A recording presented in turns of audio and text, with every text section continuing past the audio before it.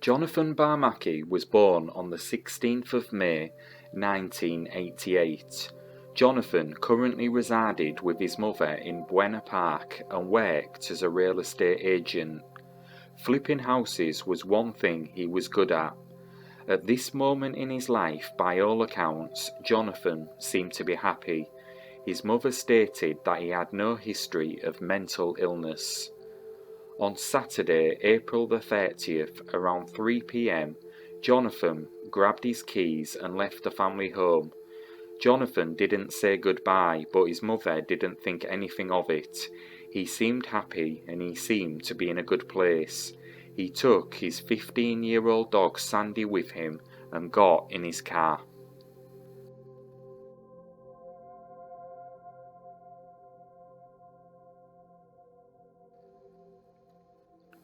When Jonathan failed to return and didn't answer his phone, his mother started to get concerned. It was unlike Jonathan not to pick up. On Monday morning, around 3 a.m, there was a knock at the door.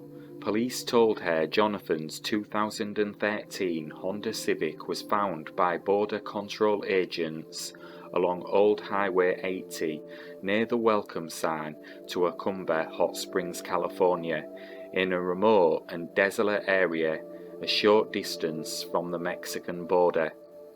The car was found with plenty of gas. The car was locked with the windows up.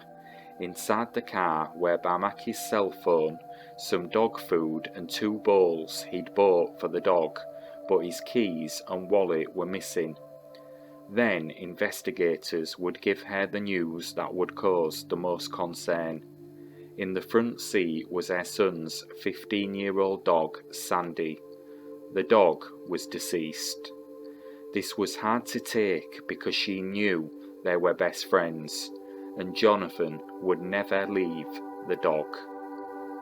According to investigators, the dog apparently passed away of natural causes. However, I'm unsure how they came to this conclusion.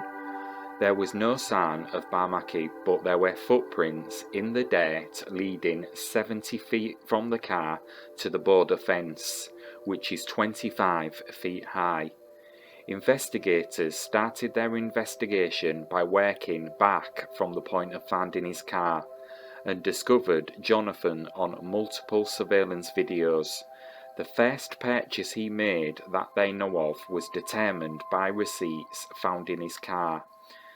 Barmaki bought dog food and 2 pet bowls at a PetSmart store in Encinitas, California, 75 miles south from Buena Park, shortly after he left home. Surveillance video then shows Jonathan at the Target at Plaza Bonita Mall around 9 to 9:30 p.m. Saturday, where he bought toiletries, a phone charger and clothes. Around 5 a.m. Sunday, video shows him buying gas at a National City Valero gas station. This is the last time Jonathan is seen. For Jonathan's loved ones, the pain was unbearable.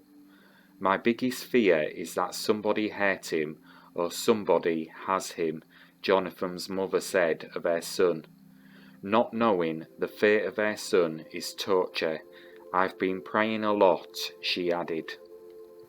It's unknown what might have brought Jonathan to Acumba Springs, as he is unfamiliar with the area.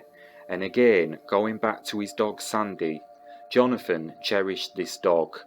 Would he walk away from his life, leaving his deceased dog alone on the front seat? There has been numerous theories surrounding Jonathan's disappearance. In particular, the purchases Jonathan made, buying dog food, bowls and toiletries, makes it seem like he was planning to be on the move for a few days.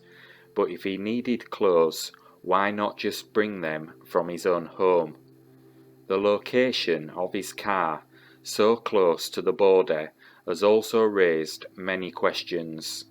Was Jonathan possibly involved in something illegal, and maybe got in over his head? Or did he possibly bump into the wrong person, on an innocent trip elsewhere with his dog? All these questions remain unanswered. Jonathan is considered missing under suspicious circumstances, and his case remains unsolved.